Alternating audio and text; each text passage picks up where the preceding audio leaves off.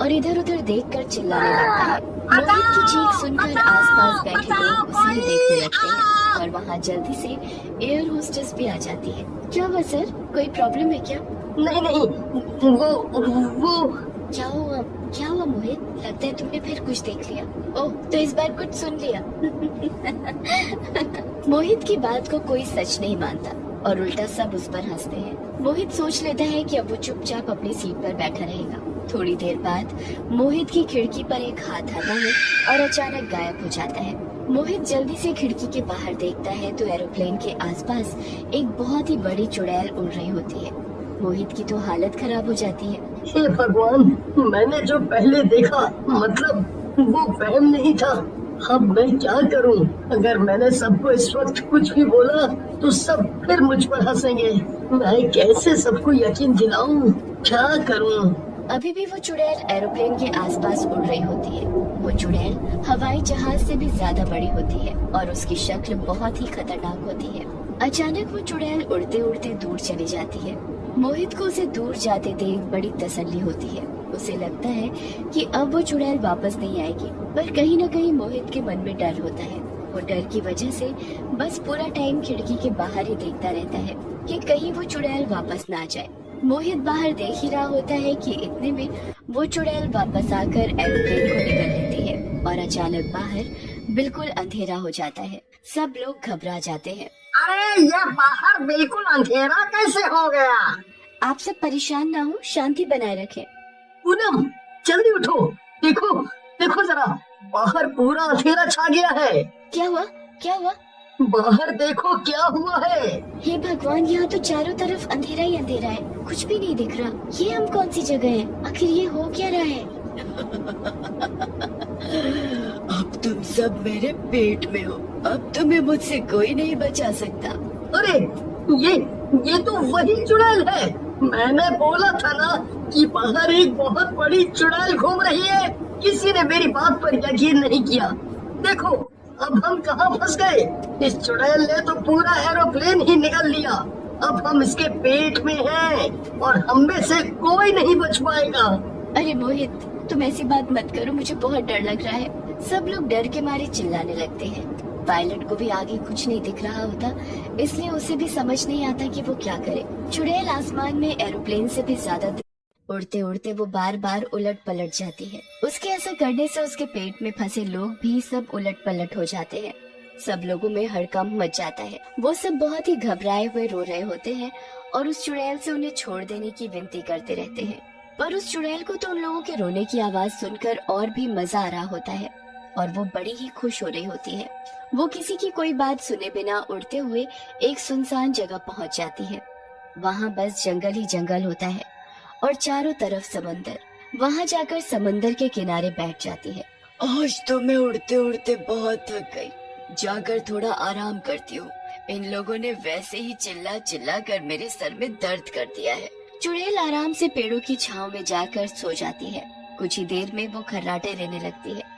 उस चुड़ैल के खर्राटों की आवाज इतनी तेज होती है कि उसके पेट में फंसे लोगों को अपने कान बंद करने पड़ते हैं। हे भगवान, ये इतनी खतरनाक और तेज आवाज किस चीज की है? मेरे तो कान ही फट जाएंगे। मुझे लगता है कि उस चुड़ैल के खर्राटों की आवाज है। वो किसी जगह शायद सो गई है। किसी जगह मतलब कौन सी जगह? अब हम कौन सी जगह हैं? ये चुड़ैल हमें कहाँ ले आई? वो तो कोई भी नहीं जानता कि हम कहाँ हैं, पर हमें यहाँ से निकलने के बारे में सोचना होगा। पर कैसे? यहाँ से निकलना कोई आसान काम नहीं है। पर हमें कोशिश तो करनी ही होगी ना। बिना कोशिश किए तो हम इसी के पेट में मर जाएंगे। हाँ, ये तो सही बात है। हमें कुछ करना होगा।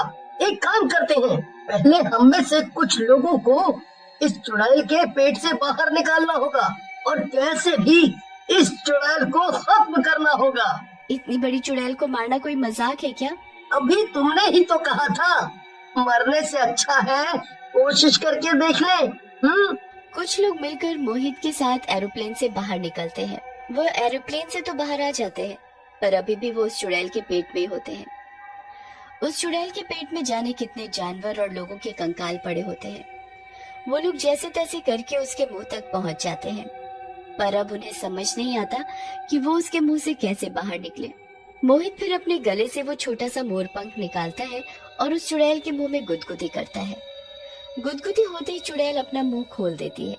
मोहित और बाकी लोग जल्दी से बाहर आ जाते हैं। चुड़ैल बहुत ही गहरी नींद में होती है, इसलिए वापस सो जाती है। इतनी बड़ी चुड़ैल को इतने करीब से देखकर तो मोहित के होश ही उड़ जाते हैं।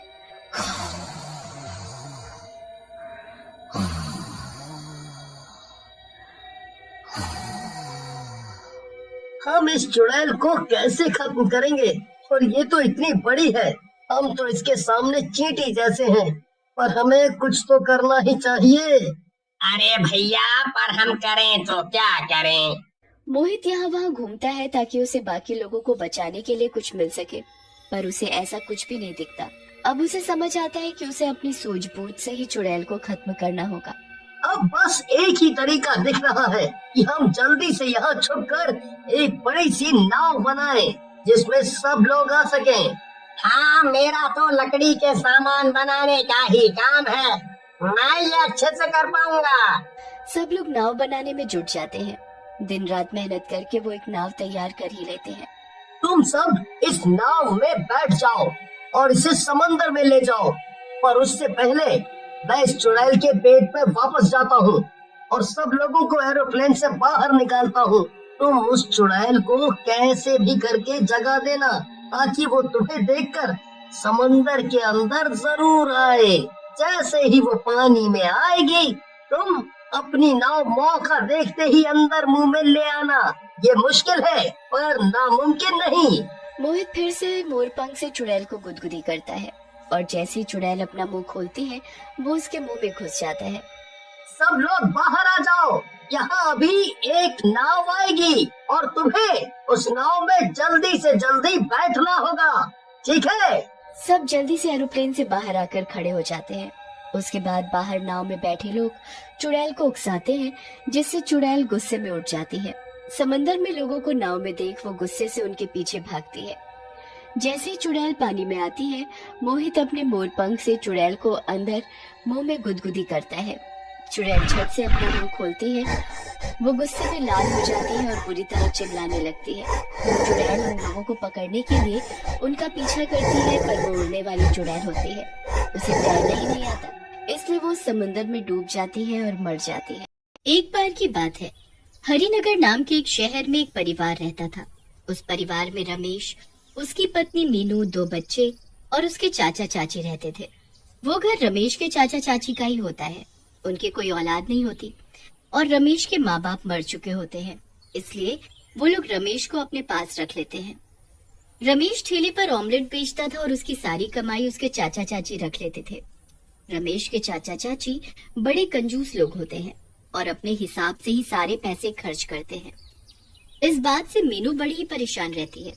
एक दिन मीनू अपने पति रमेश से बोलती है, सुनो जी, अगले हफ्ते त्योहार आ रहा है। मैं सोच रही थी कि बच्चों के लिए नए कपड़े ले आऊं, आप कुछ पैसे दे दो।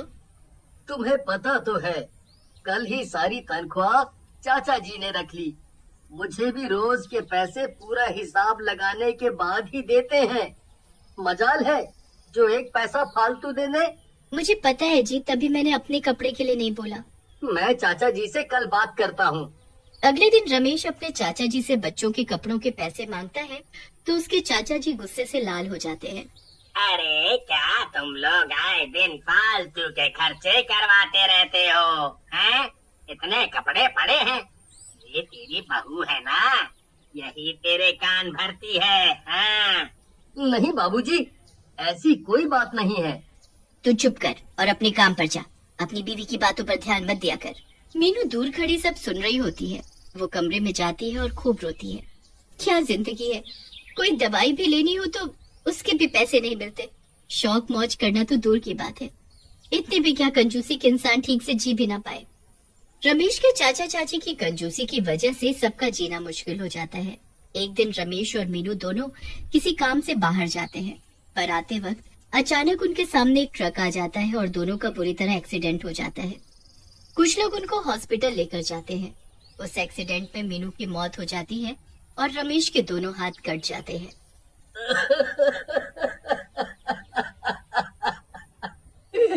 नहीं नहीं, ये ये क्या हो गया?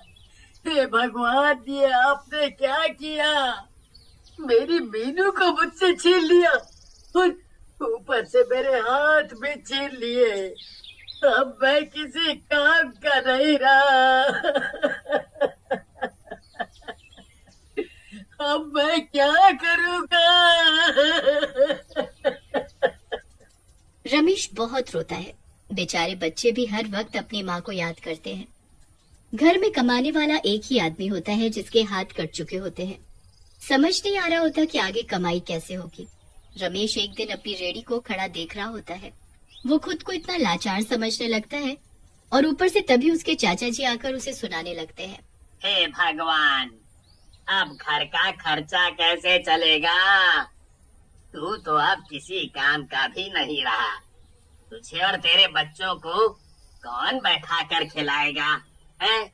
मुझे इस बात का खुद बुरा लगता है, पर मैं कर भी तो क्या सकता हूँ।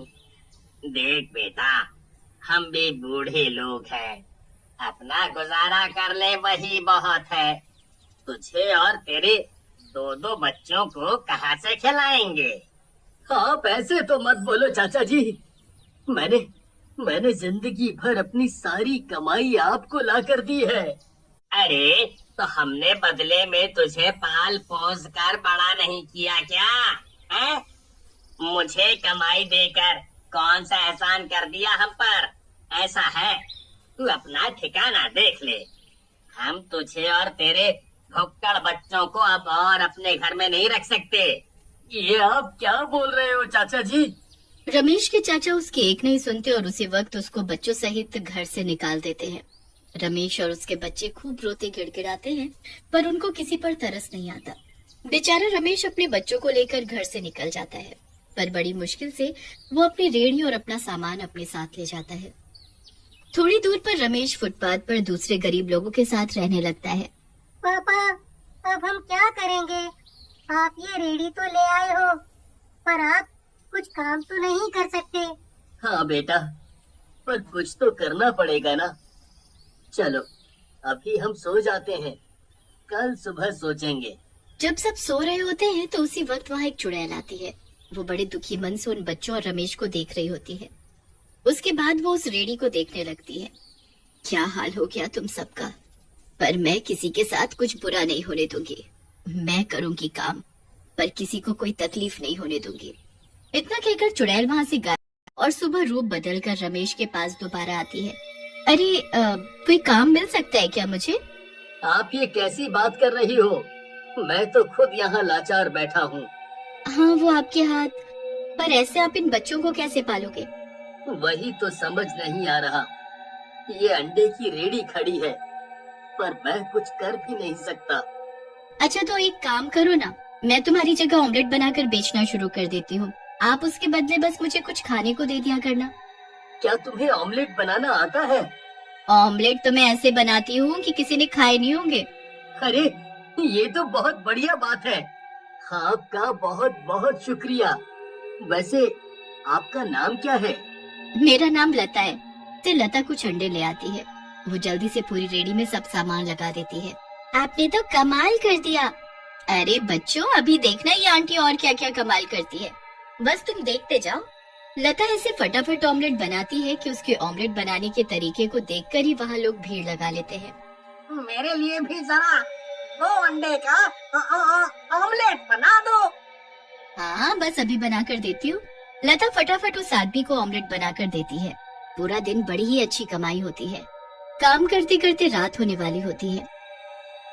अब रात होने वाली है। मैं यहाँ रुकी तो वापस चुड़ैल के रूप में आ जाऊंगी और ये लोग मेरी असलियत जान जाएंगे। मुझे यहाँ से जाना होगा। लता सारे पैसे रमेश को देकर वहाँ से 2 अंडे की ऑमलेट अपने लिए लेकर चली जाती है। उसके बाद वो रास्ते में एक चुड़ैल के रूप में बदल जाती है। आखिरकार उन सबको भूखा नहीं सोना पड़ेगा। मैं सब ठीक कर दूंगी, मैं सब अच्छा कर दूंगी। चुड़ैल चलते चलते जंगलों में गायब हो जाती है और यहाँ रमेश बच्चों के साथ बैठकर पैसे गिनने लगता है। अब तुम दोनों कल से फिर से स्कूल जाना और जल्दी ही हम अपना रहने का ठिकाना भी बना लेंगे। तुम दोनों को यहाँ सड़कों पर नहीं रहना पड़ेगा। हाँ पापा, सच में बिल्कुल माँ जैसे जल्दी जल्दी काम कर रही थी। वो आंटी कितनी अच्छी है ना पापा। हाँ बेटा, वो बहुत अच्छी आंटी हैं, पर वो आप दोनों की माँ जैसी नहीं हो सकती। मीनू जैसा दुनिया में कोई नहीं हो सकता। बच्चे और रमेश उदास हो जाते हैं और दुखी मन से सो जाते हैं। अगली सुबह होती है और बच्चे बड़ी ही बेसब्री से उस आंटी का इंतजार करने लगते हैं। तभी वो चुड़ैल लता बनकर आ जाती है। अरे बच्चों, तुम अभी तक यहाँ क्या कर रहे हो? तुम्हें तो स्कूल में होना चाहिए ना। हाँ, पर हमें आपसे मिलना था ना, इसीलिए हम आज नहीं गए। ये तो बहुत गलत बात है बच्चों। पढ़ना तो बहुत जरूरी होता है, बिना पढ़ाई लिखाई के कुछ भी नहीं है। उसके बाद लता अपनी अंडे की रेडी लगाती है। लोगों की भीड़ जमा होने में जरा भी देर नहीं लगती। लता अकेले ही इतने सारे ग्राहकों के लिए ऑमलेट झट से बना देती है। लोग उसकी स्पीड से बड़े ही हैरान होते हैं कि कैसे वो अकेले सब कर लेती है। उस दिन भी लता काफी पैसे कमा लेती है। फिर रात होते ही वो चली जाती है और चुड़ैल के रूप में आ जाती है। अब वो रोज ऐसा ही करने लगती है। रोज सुबह लता के रूप में ऑमलेट बनाकर बेचती और रात होने पर चुड़ैल बन जाती। उसे कोई देख न ले इसलिए वो चुड़ैल बनने से पहले ही जंगल में चली जाती थी। धीरे धीरे रमेश के पास इतने पैसे हो जाते हैं कि वो अच्छा घर और हर जरूरत की चीज खरीद लेता है। सब अच्छा चल रहा होता है कि एक दिन लता ठेले को बंद करके जा ही रही होती है कि तभी रमेश के चाचा चाची बड़ी बुरी हालत में भीख मांगते हुए वहाँ आ जाते हैं। अरे चाचा चाची, तुम्हारी ये हालत कैसे हुई? क्या हुआ चाची? कुछ खाने को दे दे बेटी, कुछ दे दे। रमेश बेटा, सब बर्बाद हो गया। घर में चोरी हो गई, चोर सब कुछ ले गए। हमारे खाने के लाले पड़ गए हैं। कब से तेरे चाचा और मैं भूखे हैं, कुछ दे दे बेटा। ये मेरी चाची है, जल्दी से इनको ऑमलेट बनाकर दे दो। नहीं दूंगी, कभी नहीं दूंगी। जैसे मेरे बच्चे और पति के साथ किया, इनके साथ भी वही होना चाहिए।